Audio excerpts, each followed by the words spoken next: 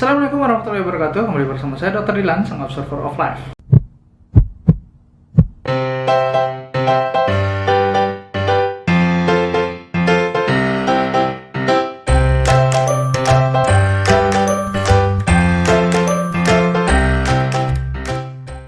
Di video kali ini saya akan membahas tentang layakkah kita terlena dengan data yang diberikan. Setiap harinya, sekitar pukul 15 waktu Indonesia bagian Barat, kita selalu diberikan informasi terkait perkembangan data COVID di Indonesia. Berapa pasien yang positif, berapa yang meninggal, dan berapa yang sembuh. Dan sampai video ini saya buat, angka yang sembuh melebihi dari angka yang meninggal. Apakah kita perlu bangga dengan data yang disajikan seperti itu? Nah, sebelum Anda melanjutkan video ini, jangan lupa untuk subscribe channelnya dan klik loncengnya.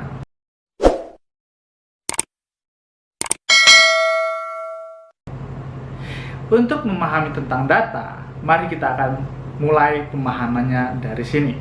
Pertama, data yang disampaikan hari ini adalah hasil penilaian dari sampel yang diberikan beberapa hari yang lalu.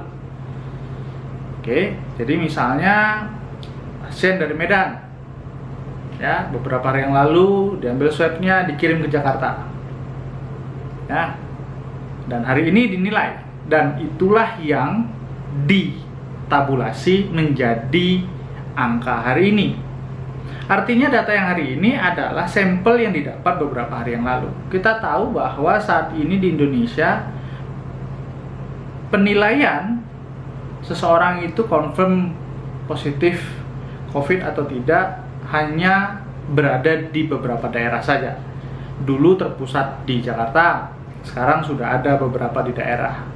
Tapi bayangkan, ada 34 provinsi, ada berapa ratus kabupaten kota, yang kalau pasiennya diperiksakan apakah dia positif atau tidak, hanya di laboratorium tertentu saja. Dan itu membuktikan bahwa hasil yang didapat saat ini bukanlah realitas saat ini, tapi adalah penilaian dari sampel yang dikirim beberapa hari sebelumnya. Oke ya.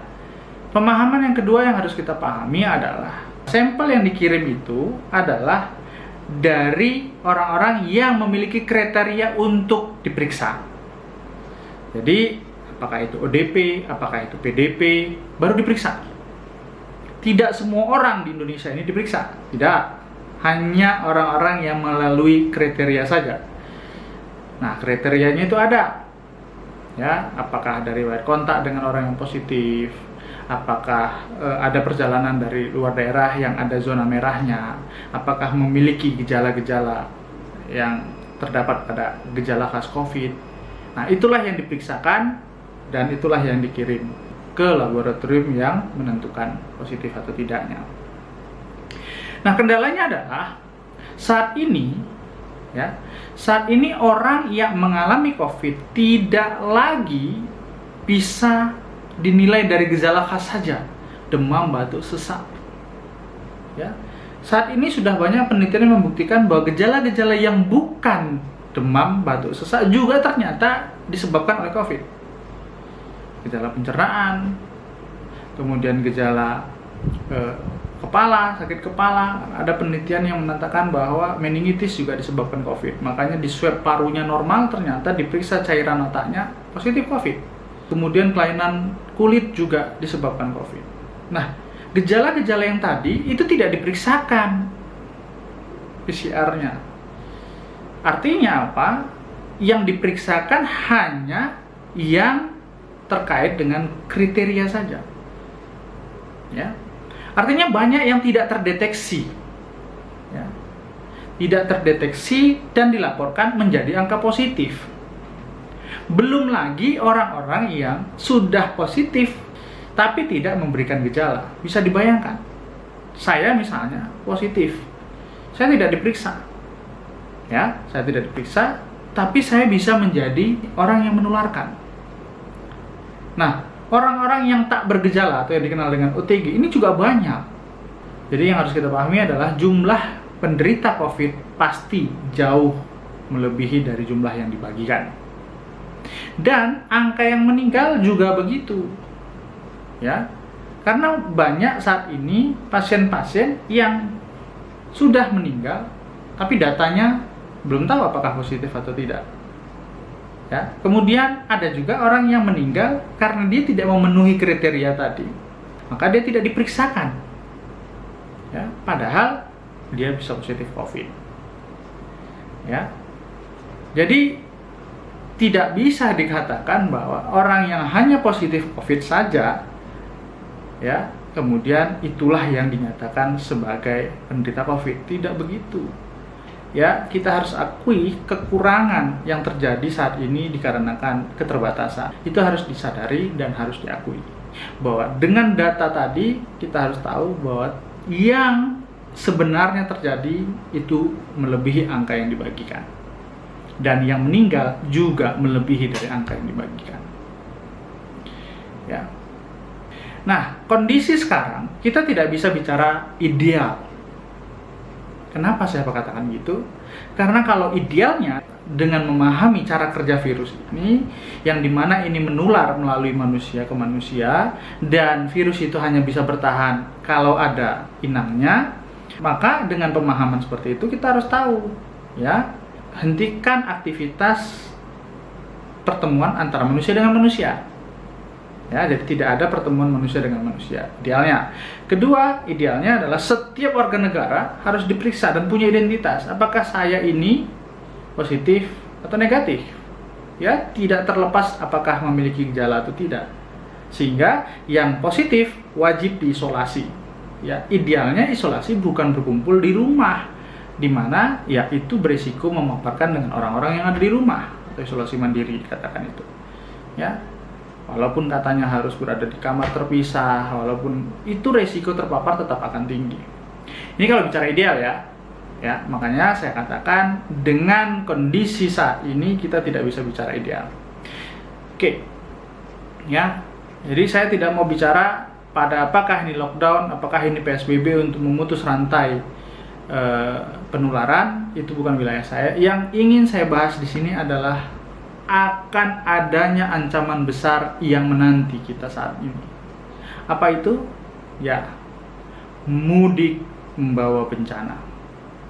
Saya tidak bisa menyalahkan orang-orang yang di PHK dikarenakan saat ini memang ekonomi sulit. Mau nggak mau dia harus kembali ke asalnya. Karena di perantauan dia juga akan makan apa? Dia membayar kosan dengan apa? Membayar rumah kontrakan dengan apa? Mau nggak mau dia akan pulang. Ya. Nah, di sini konsekuensinya sangat amat besar.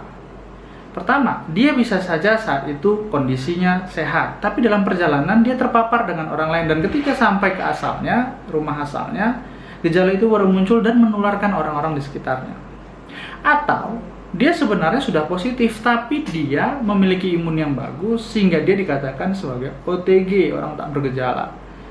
Tapi dia bisa menularkan orang-orang sekitarnya. Nah, ini yang membahayakan. Karena ketika dia bisa menularkan ke orang lain, tidak semua orang yang ditularkannya itu memiliki imun seperti dia. Orang lain bisa terkena dan dampaknya juga tidak sama seperti dia. Orang lain akan mengalami sakit, mungkin ringan, atau kondisi menjadi kritis, dan itu butuh pertolongan. Nah, di sini problemnya. Ya. Saat ini rumah sakit yang memiliki ruang isolasi itu terbatas, sangat terbatas. Kita berandai-andai, kalau ruangan isolasi di rumah sakit di Sumatera Utara sajalah, kita andaikan 100 ruangan isolasi dari berbagai rumah sakit yang diakumulasi, dan satu ruangan anggaplah memiliki 2 bed, ya, jadi 200 pasien.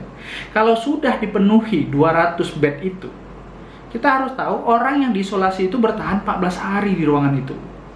Bukan hari ini masuk, besok keluar, dan orang yang baru bisa masuk lagi. Tidak, 14 hari lagi. Bisa lebih cepat, iya.